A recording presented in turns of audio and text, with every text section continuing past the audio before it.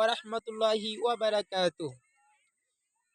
ইন্নাল হামদুলিল্লাহি ওয়াহদা ওয়াস সালাতু ওয়াস সালামু আলা মান লা নাবিয়্যা বা'দা, আম্মা বা'দ। আউযু বিল্লাহি মিনাশ শাইতানির রাজীম। বিসমিল্লাহির রাহমানির রাহিম। ইয়া আইয়ুহাল্লাযীনা আমানু কুতিবা আলাইকুমুস সিয়াম কামা কুতিবা আলাল লাযীনা মিন ক্বাবলিকুম লাআল্লাকুম তাত্তাকুন। হে বিশ্বাসীগণ, তোমাদের উপরে সিয়ামকে ফরজ করা হয়েছে যেমনি ভাবে তোমাদের পূর্ববর্তীদের উপরে সিয়াম ফরজ ছিল, যাতে তোমরা তাকওয়া অর্থাৎ মুত্তাকি হতে পারো, আল্লাহ ভীরু হতে পারো। আন আবি হুরায়রা রাদিয়াল্লাহু তাআলা আনহু قال قال رسول الله صلى الله عليه وسلم من صام رمضان إيمانا ويحتسبا غفر له ما تقدم من ذنبه ومن قام ليلة القدر إيمانا ويحتسبا غفر له ما تقدم من ذنبه ومن قام قيام الليل إيمانا ويحتسبا غفر له ما تقدم من ذنبه।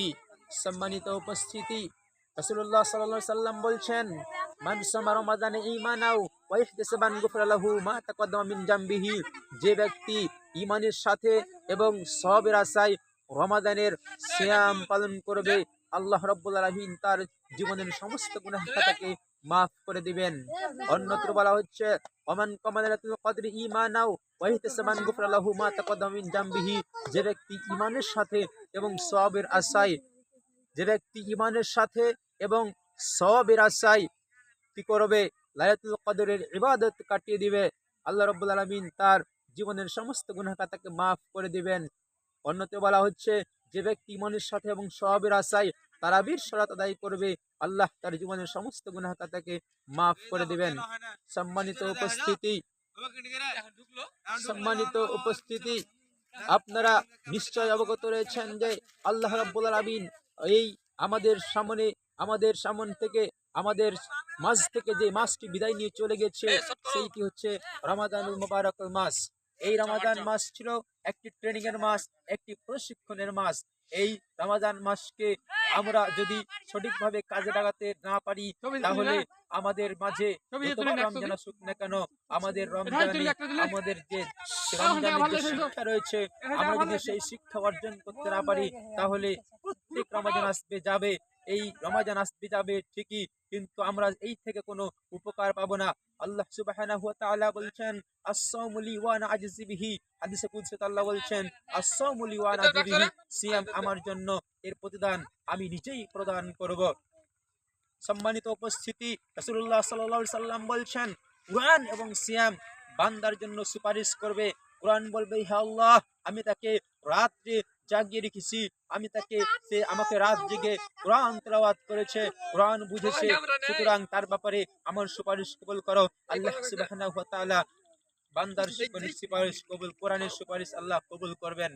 সিয়াম বলবে, হে আল্লাহ, আমি তাকে শুভেচ্ছা দিক থেকে নিয়ে সূর্যাস্ত পর্যন্ত আমি তাকে খানা পিনা এবং সকল প্রকার অন্যায় অশ্লীল কাজ, বেহায়াপনা কাজ থেকে আমি দূরে রেখেছি, সুতরাং তার ব্যাপারে আমার সুপারিশ কবুল করো। তখন উভয়ের সুপারিশ আল্লাহ সুবহানাহু ওয়া তাআলা কবুল করবেন। আল্লাহ আমরা যে সিয়াম রেখেছি এবং কোরআন তেলাওয়াত করেছি, তারপরে আমরা সিয়াম রেখেছি, কোরআন তেলাওয়াত করেছি, তারাবির সালাত আদায় করেছি, আল্লাহ সুতরাং আমাদের এই ওসিলায় আল্লাহ তুমি আমাদের যেন কোরআন এবং সিয়াম আমাদের জন্য সুপারিশ করে। আল্লাহ আমাদের সকলকে সেই তৌফিক নসিব, আল্লাহ আমাদের সকলকে সেই তৌফিক দান করুন। সকলে বলি আল্লাহুম্মা আমিন। সম্মানিত উপস্থিতি, একটি হাদিসের কথা বলি আপনাদেরকে। আল্লাহ রাসূল সাল্লাল্লাহু আলাইহি সাল্লাম বলছেন, একদিন তিনি পাহাড়ে উঠছিলেন, তিনি পাহাড়ে ওঠার জন্য অক্ষমতা প্রকাশ করলেন। তারা বলল যে, আপনি চলুন, আপনাকে কি করি, সাহায্য করি। রাসূলুল্লাহ সাল্লাল্লাহু আলাইহি ওয়াসাল্লাম তাদের সহযোগিতায় একটি পাহাড়ের চূড়ায় উঠলেন এবং উঠার পরে দেখলেন যে এক শ্রেণীর লোককে জাহান্নামে তিনি দেখলেন। তারপরে দেখলেন যে মাথার কেশ, অর্থাৎ মাথার যে চুলগুলো রয়েছে, এগুলো তাদের কেটে ফেলা হচ্ছে এবং তাদের শরীর থেকে রক্ত বের হচ্ছে। জিজ্ঞাসা করলেন যে, আল্লাহ রাসূল সাল্লাল্লাহু আলাইহি ওয়াসাল্লাম জিজ্ঞেস করলেন, এরা কারা, কেন তাদের এমন শাস্তি দেওয়া হচ্ছে? তারা বলল, হে আল্লাহ রাসূল সাল্লাল্লাহু আলাইহি ওয়াসাল্লাম, তারা এই দুনিয়ার বুকে, তারা পৃথিবীতে যখন ছিল, তারা সিয়াম পালন করত, কিন্তু তারা কি করত, সময় হওয়ার পূর্বেই তারা ইফতার করে নিত। এই সময় হওয়ার পূর্বে ইফতার করার কারণে তাদেরকে আজকে এই শাস্তি দেওয়া হচ্ছে জাহান্নামে। সম্মানিত উপস্থিতি, আমরা এই সিয়াম রাখার পরে আমরা শুধুমাত্র কেবলমাত্র সময় হওয়ার পূর্বে ইফতার করার কারণে যদি এই শাস্তি হয়, তাহলে দেখুন আমাদের মাঝে যে সমস্ত লোকজন, যে সমস্ত ব্যক্তিবর্গ রয়েছে, অনেকেই রয়েছে শক্তি সামর্থ্য সবুজ কিছু রয়েছে, তারপরেও যারা সিয়াম পালন করে না, রোজা রাখে না, তাদের কি অবস্থা হতে পারে এইখান থেকে, এই হাদিস থেকে আমরা সহজেই অনুমান করতে পারি। সম্মানিত উপস্থিতি, আমাদের ভিতর থেকে লাইলাতুল কদর বিদায় নিয়েছে। লাইলাতুল কদরের যে এতটাই মহত্ব রয়েছে, এতটাই গুরুত্ব রয়েছে, আল্লাহ সুবহানাহু ওয়া তাআলা বলছেন, ইন্না আনজালনাহু ফি লাইলাতুল কদর, নিশ্চয় আমি কোরআন কদর রাত্রিতে অবতীর্ণ করেছি। হে রাসূল, আপনি কি জানেন কদর রাত্রিটা কি? খায়রুম মিন আলফি শাহর, এই কদর রাত্রি হচ্ছে 1000 মাস অপেক্ষা উত্তম। আমরা যদি হিসাব করি, 1000 মাস হিসাব করলে আমরা পেয়ে যাব 83 বছর, প্রায় 83 বছর 4 মাস ইবাদতের চাইতে একটি রাতে ইবাদত হচ্ছে উত্তম। দেখুন সম্মানিত উপস্থিতি, আমরা পৃথিবীতে আর কতদিন বাঁচি? আমরা সর্বোচ্চ বেঁচে থাকলে আমরা 150 বছর হতে পারে। সম্মানিত উপস্থিতি, বাংলাদেশের হিসাব অনুযায়ী বাংলাদেশের মানুষের গড়াই হচ্ছে 72.3 বছর। আমরা এই 72.3 বছর জিন্দগিতে আমরা কত কিছু পিছনে আমরা দৌড়িয়ে যাচ্ছি। আমরা অনেক কিছু তৈরি করছি, আমরা অনেক পরিশ্রম করছি আমাদের এই পৃথিবীতে বাড়িঘর নির্মাণ করার জন্য, সন্তানকে ভালো মানুষ করে গড়ে তোলার জন্য আমরা কত কিছু না করছি।